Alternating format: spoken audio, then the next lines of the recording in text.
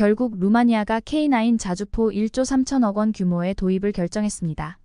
국방부의 발표에 따르면 안젤틀버르 루마니아 국방장관이 이날 K9 자주포를 도입하기로 최종 결정했다고 신원식 국방장관과의 회담에서 공개했다고 전했습니다. 루마니아는 9억 2천만 달러 약 1조 3천억 원 규모 수출 계약을 우리 측과 맺을 전망인데요. 이는 루마니아의 최근 7년간 무기 도입 사업 중 최대 규모라고 국방부는 전하고 있습니다.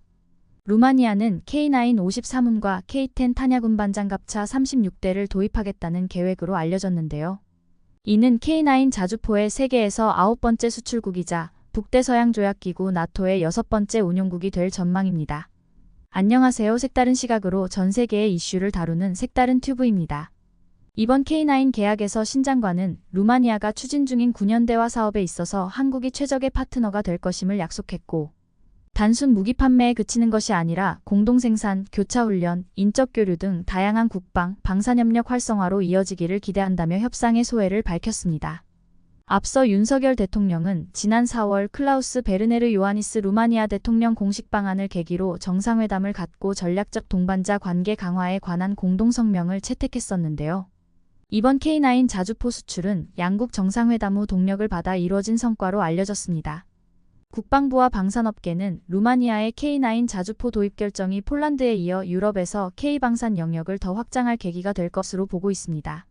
한편 양국 국방장관은 이날 회담에서 푸틴 러시아 대통령의 북한 방문과 관련해 러북 군사협력은 유럽과 아시아의 안보에 대한 위협 요인이 되고, 이에 대해 국제사회의 긴밀한 공조와 대응이 필요하다는 데에 인식을 같이 했다고 밝혔습니다. 이렇듯 거칠 것이 없는 대한민국의 방산업계에서도 명이 있으면 암이 있듯이 수출에 불발한 사례들도 당연히 있겠지요. 어떤 요인으로 계약이 성사되지 않았는지를 알고 예방할 수 있다면 앞으로 더욱 나아진 실적을 올릴 수 있는 계기가 될 것입니다. 지난 2020년 7월 UAE에서 영국 군사 전문지 IHS 제인스는 K9의 UAE에 수출이 성사되었으나 디젤 엔진을 담당하고 있는 독일의 대중동무기 금수 조치로 인해 중단되었다는 소식이 터져나와 버려 수출 직전에 고배를 마시게 되었습니다. 독일은 자국산 무기가 예멘 내전에서 사용되지 않아야 한다며 2019년 3월부터 예멘 내전에 참전한 중동 국가들에게 무기 수출 금지 조치를 시행했는데요. K9도 이러한 조치의 영향을 받은 것으로 보입니다. 하지만 조만간 새로운 대한민국제 파워팩 개발이 완료되면 다시 수출을 추진한다고 하네요. 그동안 수출을 위해서는 독일 정부의 수출 승인을 받아야 했습니다. K9 자주포는 독일 MTU사가 제작한 독일제 엔진을 달고 있었기 때문입니다. 이런 이유로 지난 2020년 UAE와의 K9 자주포 수출 협상이 계약 성사 직전에 무산된 것입니다. 중동 등 일부 국제방산 전시회에서도 같은 이유로 K9 실물을 전시하지 못해 수출 활동에 제약받는 일이 비일비재했습니다. 그러나 앞으로 K9 자주포 수출 및 전시에 독일 정부의 허가가 더는 필요 없게 되었습니다. 방산업계에 따르면 한화에어로스페이스는 최근 사우디아라비아 수도 리야드에서 열린 세계방산전시회에 K9 자주포 실물을 전시하고 활발한 수출 프로모션을 진행했다고 하는데요. 이번 전시에 참여한 K9 자주포에는 한국의 STX 엔진이 개발한 1000마력급 엔진이 탑재되었습니다. 독일제가 아닌 국산 심장을 달았기 때문에 한화 측은 독일 정부 승인 없이도 자유롭게 수출 상담을 진행할 수 있게 된 것입니다. K방산은 우수한 실전 성능과 빠른 공급 능력, 가성비 등 다양한 장점으로 세계 무기 시장에서 주목받고 있지만 핵심 부품의 국산화는 해결해야 할 중요한 과제로 꼽히곤 합니다. 수출 규제로 인한 제약 등을 극복하기 위해 정부는 방산 분야의 연구개발 투자를 지속해 지원해왔고, 업계는 사명감을 갖고 핵심 부품 국산화에 매진해왔습니다. K9 자주포를 겨냥한 1000마력급 엔진 국산화는 정부의 방산 R&D 사업의 대표적인 성과로 꼽는데요. 지난해 산업통상자원부가 선정한 2023년 R&D 우수성과 10선에도 이름을 올렸습니다. STX 엔진이 3년간의 R&D 과정을 거쳐 개발한 1000마력급 엔진은 기본 성능과 핵심 부품에서 세계 최고 수준의 기술을 확보한 것으로 평가됩니다. 기존의 독일 MTU 엔진과 견줘봐도 동급 이상의 성능을 발휘하는 것으로 평가하고 있습니다. 이 엔진은 K9 자주포뿐 아니라 작년 말 호주로 수출이 확정된 차세대 보병 전투장갑차 레드백에도 탑재됩니다. 한화에어로스페이스는 이번 국제방위산업전시회에 레드백 장갑차 모형을 출품하고 중동 시장을 타깃으로 한 레드백 마케팅을 본격적으로 시작하고 있습니다. 방산업계는 자주포 엔진 국산화 못지않게 전투기용 엔진 국산화를 K방산의 핵심 과제로 꼽고 있습니다. 작년 10월 열린 서울국제항공우주 및 방위산업 전시회 2023의 한화그룹 통합부스에 전시된 KF-21 탑재용 F414 엔진을 두고 일부 관람객은 웬 미국 엔진이냐는 반응이 있었습니다. 카이가 생산하는 한국형 초음속 전투기 KF-21에는 미국 제너럴 일렉트릭의 라이선스 기술로 국내에서 면허 생산한 엔진이 탑재되는데 미국 기술로 만든 엔진을 K방산을 소개하는 자리에 둔 것이 민망하다는 반응이 많았습니다. K9 수출을 위해 독일 정부의 허가가 필요했듯 KF-21 수출에는 미국 정부의 승인이 필요한 것이 현실입니다. KF-21뿐 아니라 경공격기 FA-50 등 모든 국산 항공기의 수출도 마찬가지입니다. 당시 서울국제항공우주 및 방위산업 전시회 2023 전시장을 찾은 김동관 한화그룹 부회장은 우주항공산업의 중요성을 강조하고 지난 40여 년간 10,000대 가까운 다양한 항공엔진을 생산한 경험으로 앞으로 5세대급 유무인기용 엔진을 개발할 계획이라고 밝혔습니다. 전투기 엔진 설계 기술 확보는 민항기 엔진은 물론 선박용 및 함정용 엔진 개발에도 유리한 환경을 조성합니다. 전투기 엔진의 팬을 크게 만들면 민항기 엔진이 될 수 있고 코어를 이용해 만들면 10,000단위 이상의 마력을 내는 선박 및 함정용 엔진이 될 수 있기 때문입니다. 정부도 항공엔진 국산화를 위해 신성장 원천 기술의 방위산업 분야를 신설하고 가스터빈 엔진 등 추진체계 기술과 군사위성 체계 기술, 유무인 복합체계 기술 등을 신규 지정하는 등 전략적 지원을 하고 있습니다.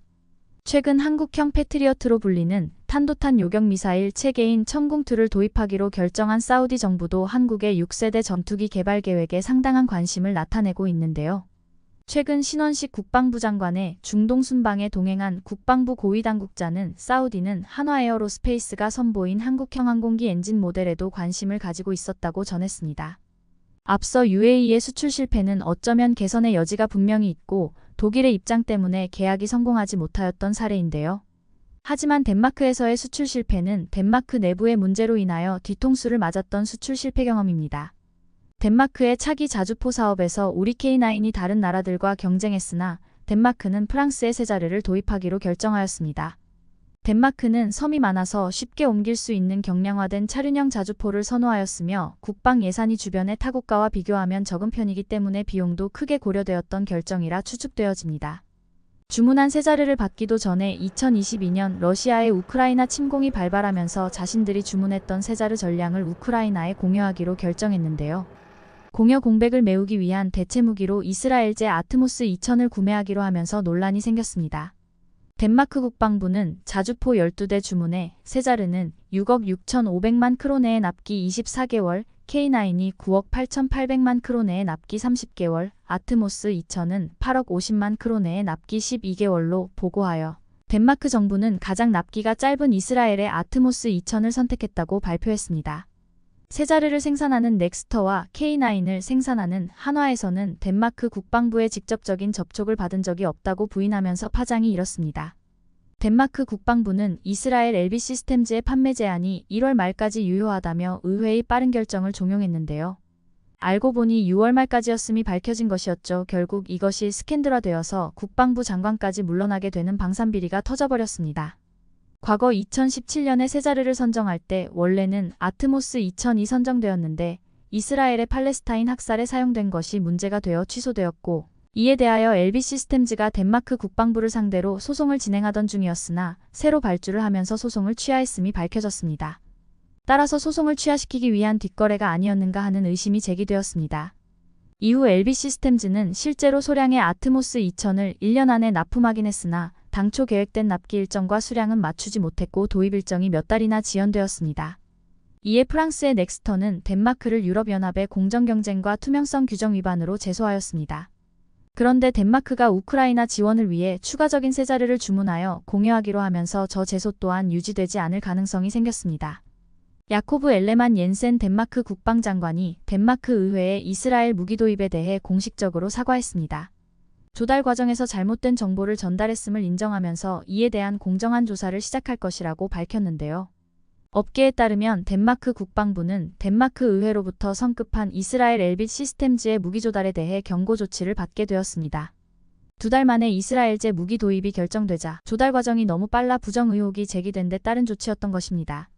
이에 야코브 엘레만 옌센 국방장관은 엘빗 시스템즈와의 무기 거래 의혹에 대해 인정하면서 덴마크 의회에 공식 사과하게 되었던 것입니다. 그는 조달청으로부터 잘못된 정보를 국방부에 전달했다면서 향후 이 문제에 대해 공정한 조사를 시작할 예정이라며 조달청도 조직 개편을 단행할 계획이라고 약속했습니다. 이스라엘제 무기 도입 부정 의혹은 올 초 자주포 신규 도입 사업 제안을 요청받은 한화에어로스페이스도 공개 이메일을 통해 지적했었습니다. 한화에어로스페이스는 올해의 덴마크 의회 재정위원회 위원들은 논란이 되고 있는 이스라엘 무기 제조업체 LB 시스템즈의 무기 구매 제한을 수락할지 여부를 결정하는 데 일주일도 채 걸리지 않았다며 국방부는 다른 공급업체로부터 제안을 받았다는 정보조차 받지 못했다고 밝혔습니다. 한화에어로스페이스의 이메일은 17억 덴마크 크론의 규모의 이스라엘 무기 구매 결정이 승인되기 3일 전에 국방부에 발송되었습니다. 그러나 이메일을 받은 덴마크 국방부는 응답하지 않았고 한화에어로스페이스는 덴마크에 공식 제안을 요청하기 위해 3번이나 회의 자리를 마련하려고 시도했지만 결국 실패했던 것입니다. 모겐센 한화에어로스페이스 덴마크 담당자는 한화에어로스페이스를 바보 취급을 한 데에 솔직히 화가 났다며 여러 제안을 받은 적 있는데 덴마크는 이스라엘 무기 거래를 정당화하는데 한화에어로스페이스를 이용했다고 느낀다고 밝혔습니다. 덴마크는 보유하고 있던 프랑스산 세자르 차륜형 자주포 19대를 모두 우크라이나에 넘기면서 방어 공백을 메우고자 신규 무기 도입에 나섰습니다. LB 시스템즈 외에 한화와 프랑스 넥스터 시스템즈의 사업 제안을 요청했고 이들은 덴마크의 제안을 받아들여 수주 경쟁에 지원했습니다. 록히드 마틴도 접촉했으나 록히드 마틴에서 높은 비용을 제시하여 이 제안은 거부했습니다. 덴마크 국방부가 제안 요청을 했음에도 이후 넥스터에 전혀 연락하지 않았고 한화에어로스페이스도 어떠한 답변도 받지 못하면서 자존심을 구겼던 것입니다. 그야말로 들러리만 서게 되었던 것이죠.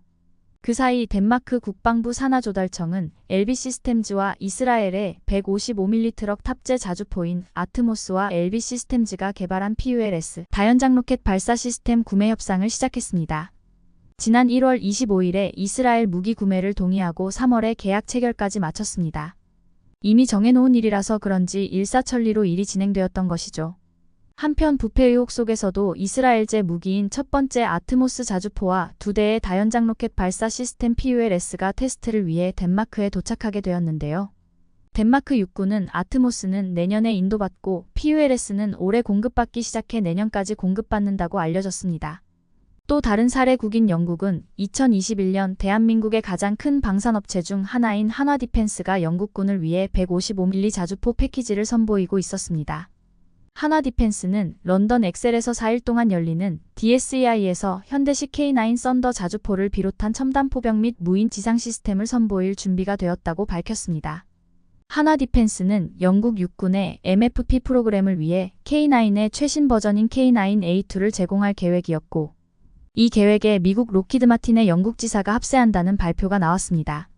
한편 2023년 1월 영국이 우크라이나에 AS-90을 공여하기로 했고 벤 월레스 영국 국방장관은 2030년대로 예정된 차기 자주포 생산에 앞서서 임시로 즉각 배치 가능한 완제품을 구입하겠다는 뉘앙스의 발언을 했습니다. 2023년 3월 16일 AS-90의 우크라이나 공여의 전력 공백을 긴급 도입 형식으로 스웨덴의 아처 자주곡사포를 도입했습니다. 2024년 4월 24일 영국 국방부가 MFP로 독일 KMW사의 RCH-155를 도입하기로 발표하면서 K9은 MFP 사업에서 선정되지 못했습니다. 이렇게 된 배경은 애초에 영국의 요구사항이 차륜형 자주포가 충족하기 쉬운 수준이었고 게다가 영국이 차기 장갑차로 선정한 복서 장갑차의 기본 차대와 동일하기 때문에 그 부분도 무시할 수 없었을 것입니다. 게다가 RCH-155는 K9A2가 불가능한 이동 중 포격까지 가능하는 등 성능 차이도 무시할 수 없었을 것입니다. RCH-155 자주포는 독일과 네덜란드의 합작 방산업체 아르텍사가 개발한 복서 차륜형 장갑차를 차체로 사용하고 그 위에 독일의 판저하우비츠 2000 자주포 포탑을 탑재했습니다. 영국이 도입할 자주포는 총 116문으로 사업 규모가 1조 원이 넘을 것으로 예상됩니다. 한화에어로스페이스는 록히드 마틴, 레오나르도 등과 컨소시엄 형태로 참여를 타진해 오고 있었습니다. 영국은 이례적으로 자주포 도입 사업에서 별도의 입찰 공고를 내지 않고 RCH-155를 선택했던 것입니다. 방산업계 관계자는 영국이 일반적인 절차를 따르지 않고 예상보다도 빠른 시기에 사업자를 발표한 것을 보면 독일과의 외교관계가 판단에 주된 근거였던 것으로 보인다고 말했습니다. RCH-155는 분당 최대 9발을 발사할 수 있고 완전 자동화 포탑이 탑재돼 장약과 포탄을 자동으로 장전할 수 있는데요. 운용을 위해 2명의 승무원이 필요합니다. 한화 에어로스페이스는 기존에 운용 중인 K9A1보다 성능을 개선한 K9A2 모델을 영국에 제안했는데요. K9A1은 분당 6발을 발사할 수 있고 포탄은 자동으로 장전되나 장약은 탑승한 병사가 직접 손으로 채워 넣어야 하며 운용에 5명의 승무원이 필요합니다. 이에 한화 에어로스페이스는 K9A2 모델의 발사 속도를 분당 9발까지 높이고 완전 자동화 포탑을 탑재해 승무원을 3명으로 줄일 예정이었습니다. K9과 RCH-155의 또 다른 점은 바퀴의 형태입니다. K9은 무한 궤도가 탑재된 궤도형 장갑차인 반면 탑재되는 포탄과 장갑 등의 중량 제한이 적고 야지 기동성이 비교적 높으나 잦은 정비가 필요해 실제 가동률이 낮아진다는 단점이 있습니다. RCH-155는 원형 타이어가 달린 차륜형 장갑차입니다. 평지와 포장도로 기동성이 우수하며 운용 정비 유지 비용이 저렴한 편입니다. 다만 궤도형보다 차체가 높아 적의 공격에 더 쉽게 노출될 수 있는 단점이 있습니다. RCH-155는 현재 기동 중 사격이 가능한 유일한 자주포로 알려져 있습니다. 차륜형 자주포는 발사 시 충격 흡수가 궤도형보다 불리해 별도의 지지대를 설치하는 경우가 많으나 RCH-155는 차체의 안정성을 높여 이런 문제를 해결했습니다. 영국은 독일과 RCH-155를 공동 개발해 향후 10년 안에 실전 배치하고 수출할 계획도 짜고 있는 것으로 알려졌습니다. 이에 RCH-155가 향후 자주포 시장에서 K9의 경쟁 상대로 부상할 것이라는 전망이 나오고 있는 이유입니다. 이번 영상은 여기에서 마치겠습니다. 긴 영상 끝까지 시청해주셔서 감사합니다. 영상이 도움이 되셨다면 좋아요, 다른 이야기도 궁금하시다면 구독을 부탁드리겠습니다.